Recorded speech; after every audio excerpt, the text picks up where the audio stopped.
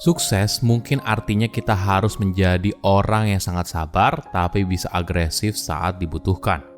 Ini yang kadang luput kita pahami. Apalagi di dunia investasi, kita mungkin seringkali terbawa arus, takut ketinggalan kalau ada saham yang naik.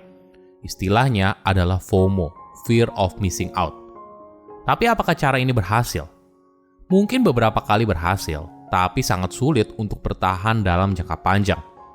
Untuk sukses di dunia investasi, kita harus berani untuk berbeda ketika kita yakin benar.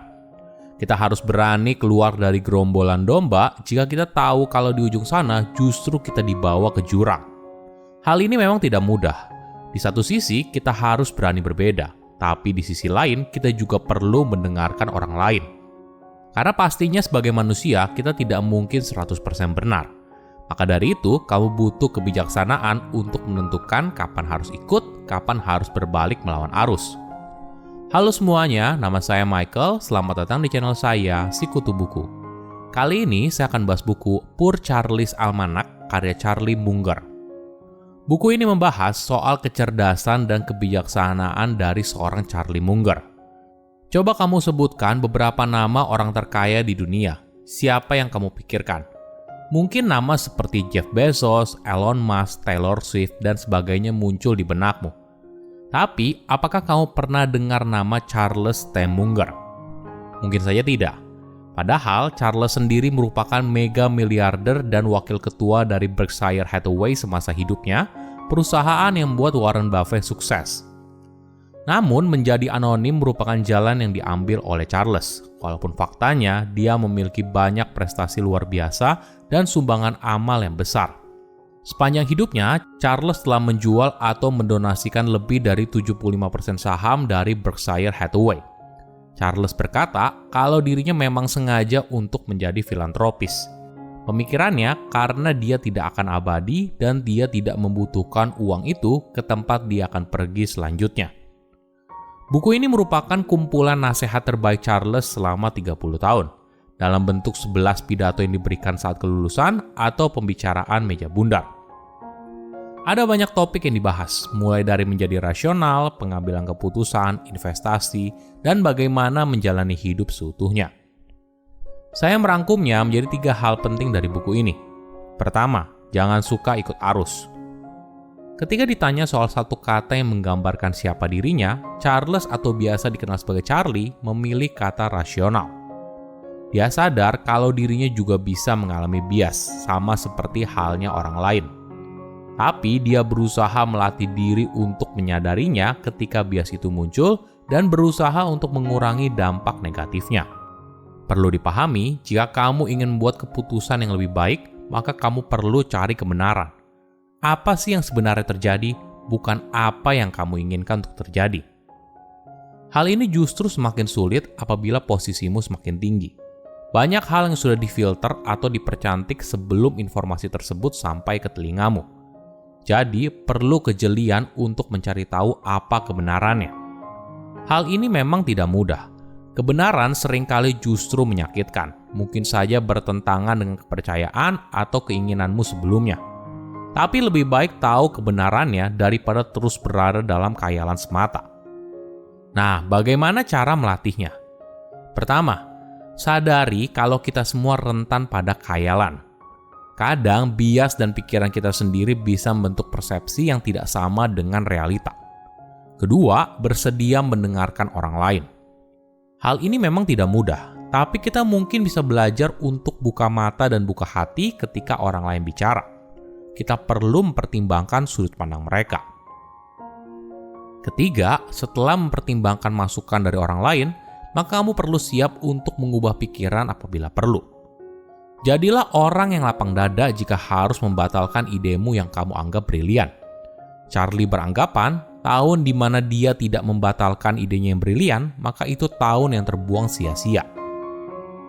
Manusia pada dasarnya ingin disukai oleh kelompok. Dia ingin diterima dan diakui. Wajar saja, kadang kita mengikuti apa yang diinginkan oleh kelompok tersebut. Padahal belum tentu sesuai dengan nilai yang kita anut. Para ahli menyebut hal ini sebagai social proof bias, sebuah tendensi untuk mempercayai apa yang orang lain percayai. Tujuannya untuk mempererat kohesi sosial. Ibaratnya kita ikut menjadi domba di dalam sebuah kawanan domba, padahal mungkin saja kamu bukan domba.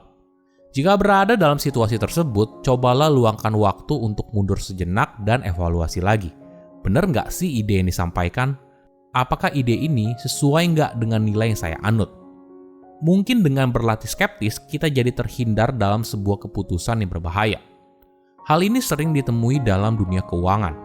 Buat kamu yang familiar dengan instrumen investasi, mungkin saja kamu bergabung dalam sebuah grup WhatsApp investasi. Isinya bisa bermacam-macam, ada yang sharing ilmu, sharing berita terbaru, sharing sinyal, dan sebagainya. Ada masanya beberapa orang mungkin share kalau saham A lagi rame nih, cuan sekian. Nah, hal ini mendorong banyak orang melakukan hal yang sama. Dalam situasi tersebut, jangan gegabah, karena nantinya bisa saja berakibat fatal. Kedua, jadi orang yang sabar dan fokus. Pada tahun 1959, Charlie bertemu dengan Warren Buffett dalam sebuah acara makan malam, dan itu merupakan momen dimulainya kerjasama yang akan mengubah hidup mereka berdua. Buffett dikenal sebagai sosok yang dinamis, sukses, dan asik diajak ngobrol. Charlie pun senang bisa bertemu dengan seorang yang juga punya passion yang sama dan kecerdasan yang luar biasa. Pertemanan mereka pun bertumbuh hingga akhirnya mereka sepakat mendirikan Berkshire Hathaway, yang kemudian mengantarkan mereka untuk jadi konglomerat. Nah, apa sih tips suksesnya? Charlie menyarankan kita untuk sabar, jujur, dan punya tekad yang kuat dalam berbisnis atau investasi. Dalam dunia investasi, penting untuk bisa berpikir kritis agar kamu bisa membuat keputusan yang cerdas di tengah pasar saham yang tidak menentu. Wajar saja, pasar saham bisa bergerak sangat dinamis dan tidak ada yang bisa memprediksi arahnya mau kemana. Banyak orang mungkin beranggapan kalau mau kaya di pasar saham harus bisa gercep. Misalnya ketika pasar saham lagi down, maka kita harus buru-buru beli. Atau ketika lagi naik, maka kita buru-buru jual. Semua ini kita lakukan dengan harapan bisa mengalahkan pasar. Tapi investor cerdas tahu kalau cara ini tidak seefektif yang orang lain pikirkan. Daripada ikut-ikutan FOMO, investor cerdas melakukan analisa mendalam untuk evaluasi saham yang potensial. Jika ternyata analisanya memang benar, kalau harga saham yang sekarang ternyata jauh lebih murah daripada nilai intrinsiknya, maka ini yang menjadi dasar pembelian sebuah saham. Tapi tentu saja, nilai harga saham tidak selalu bergerak cepat. Ada kalanya kita jadi tidak sabar. Tapi perlu dipahami, orang yang sabar adalah orang yang bisa meraup keuntungan. Proses investasi yang terlihat membosankan inilah yang membawa Charlie pada kekayaan. Ketiga, berbuat salah itu manusiawi. Dalam hidup, kita mungkin pernah berbuat salah, sama halnya dengan Charlie. Dia juga pernah beberapa kali berbuat kesalahan besar dalam bisnis. Dia pernah gagal menyadari saham dari perusahaan unggulan. Saat itu, Charlie merasa harga saham Walmart mahal, sebelum akhirnya saham itu meroket. Dia juga sempat gagal menyadari perusahaan retail bernama Sea Candies merupakan prospek investasi yang menjanjikan. Beruntungnya, timnya berhasil meyakinkan dia untuk berubah pikiran soal Sea Candies. Charlie menyadari kalau berbuat salah itu manusiawi, tapi menyadari kesalahan adalah hal yang paling penting. Suatu hari, anggota timnya pernah berbuat salah yang fatal dan membuat perusahaan rugi besar. Menyadari kesalahannya, orang ini langsung mengaku, minta maaf, dan bersedia menerima hukuman atas konsekuensinya. Beruntungnya, perilaku inilah yang membuat Charlie tetap mempertahankan orang tersebut.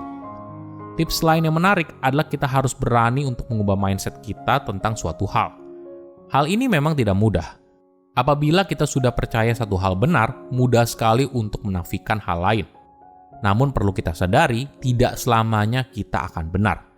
Kita bisa saja salah dan kita mungkin kehilangan kesempatan besar apabila kita tidak bersedia untuk mendengarkan masukan dari orang lain atau melihat sesuatu dari sudut pandang yang lain. Silahkan komen di kolom komentar pelajaran apa yang kalian dapat ketika baca buku ini. Selain itu, komen juga mau buku apa lagi yang saya review di video berikutnya. Saya undur diri, jangan lupa subscribe channel YouTube Sikutu Buku. Bye-bye.